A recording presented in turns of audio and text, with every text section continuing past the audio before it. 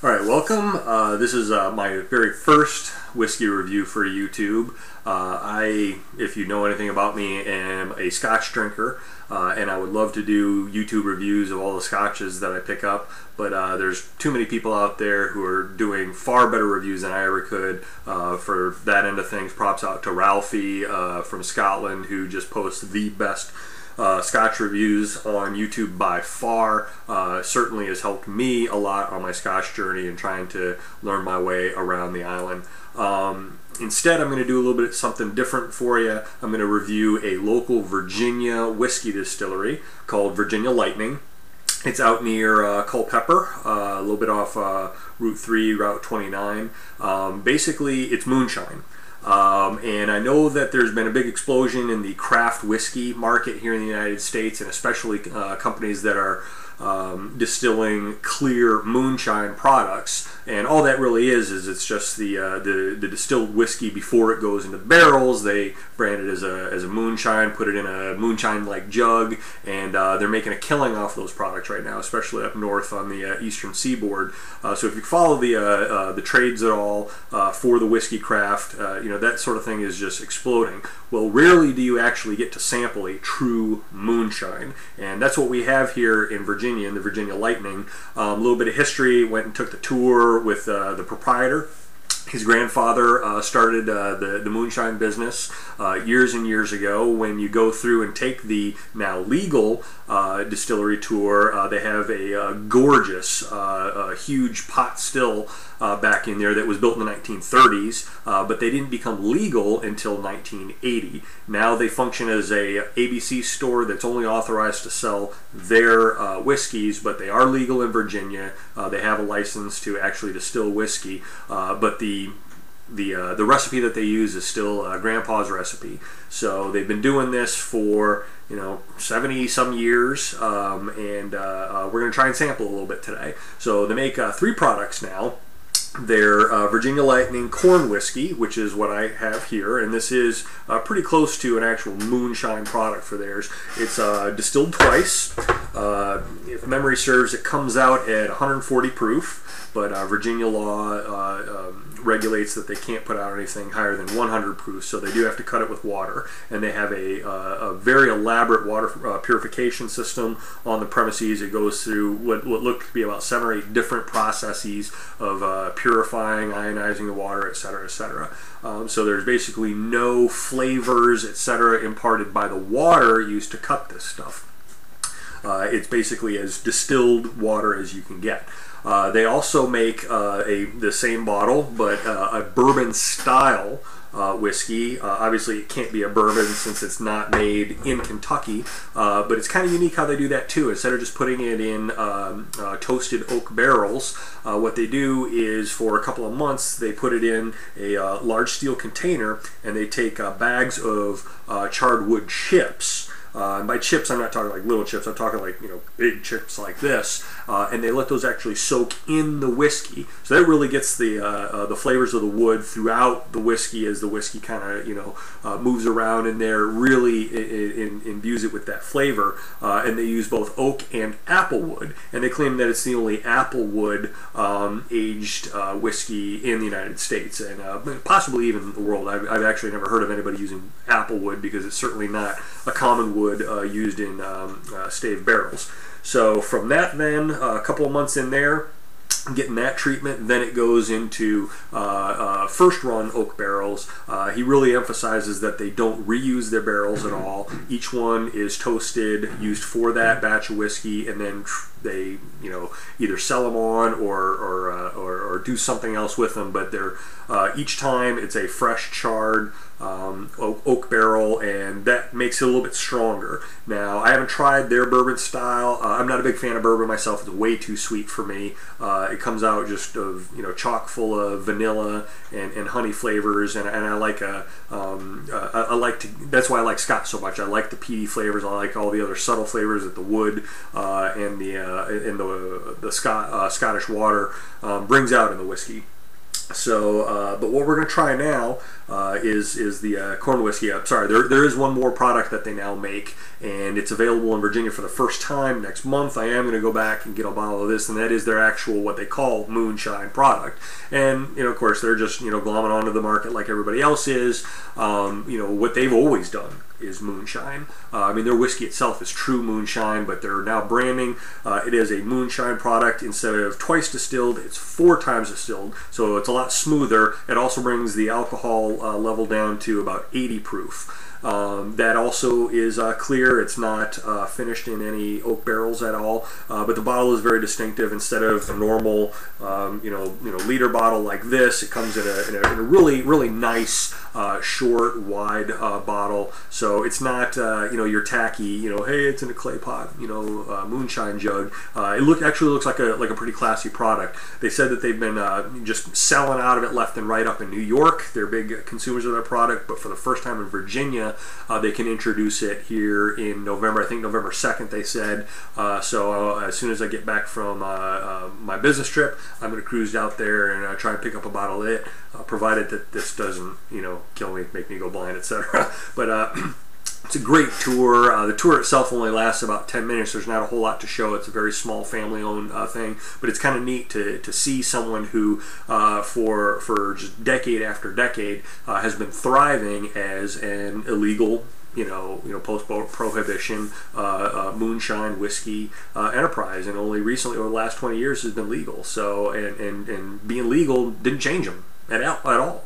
The only difference is they're not getting busted, and they can legally sell their products on the premises. So we're gonna give this a shot, and I'm using not my Scotch whiskey drams, but I've got a brandy glass here. And the stuff is should be strong at 100 proof. This should be pretty strong. Pour me a little bit. All right. Again, here's the bottle. Virginia Lightning corn whiskey.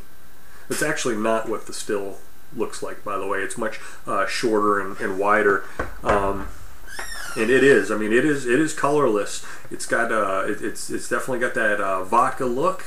Very clear. You look at the legs on it. I mean, it's thick. It's definitely thick. I mean, there's no legs running down it. You tilt it in your glass, and you tilt it back, and you get that perfect arc, and it seems to be staying there. So this is going to be probably thick and syrupy. Wow, you do get that bite of alcohol right off the bat, but it's not overwhelming. What you get is a lot of sweet, and I mean, you can really smell that sweet corn aspect to it. And I'm not going to say it's complex. It's basically, you know, one note. This is what you get: sweet corn, very bourbon-esque in that regard, but without all the other enhancements that you get from aging with oak. So, and it stings the nostrils.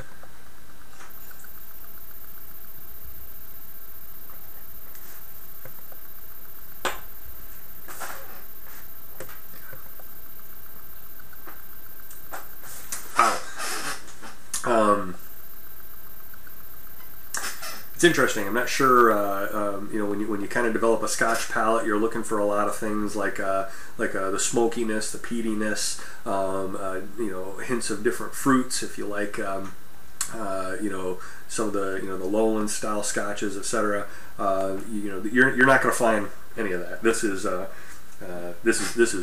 whiskey. This is corn whiskey, and it hits you.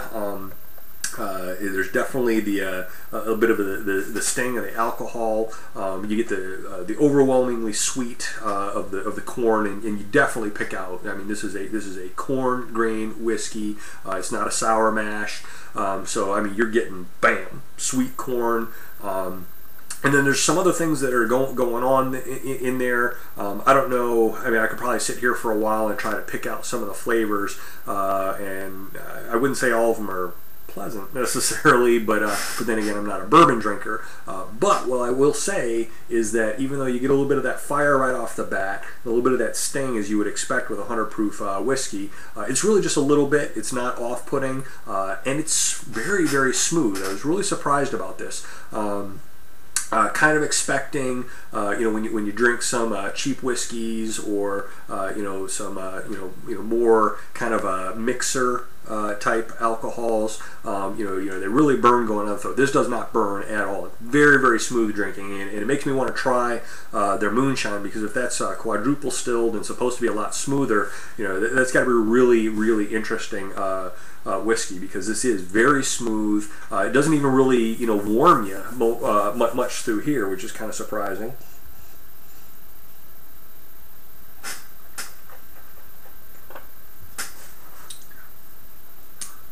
But it's kind of, you know, it is what it is, and I wish I could pull out a couple of flavors, maybe a little bit of, you know, it's got a real thick syrupy aspect to it. It doesn't taste like, you know, like a maple syrup, but almost kind of like it's got a little bit of licorice in it, I guess you could say. You know, kind of more sappy, like, you know, a tree sap, but not like a maple syrup. You know, so, you know, if you want to experiment with some moonshine type whiskeys, I would say, you know, this is not my thing, but I'm not gonna, you know, I'm not gonna pour this down the drain. I think I'm gonna enjoy this from time to time. I'm not sure what I would mix this with. I think I would probably steer away from trying to mix this with like Coke or Pepsi, because those are very sweet and syrupy in their own right, especially Coke. And I think adding this to this, it's just going to be too much. So maybe I would try this with something, you know, kind of sour, like make a whiskey sour. Might even be interesting to try it, make a mint julep or something out of this. That would be really, really sweet, but maybe you could cut down on the sugar or something like that.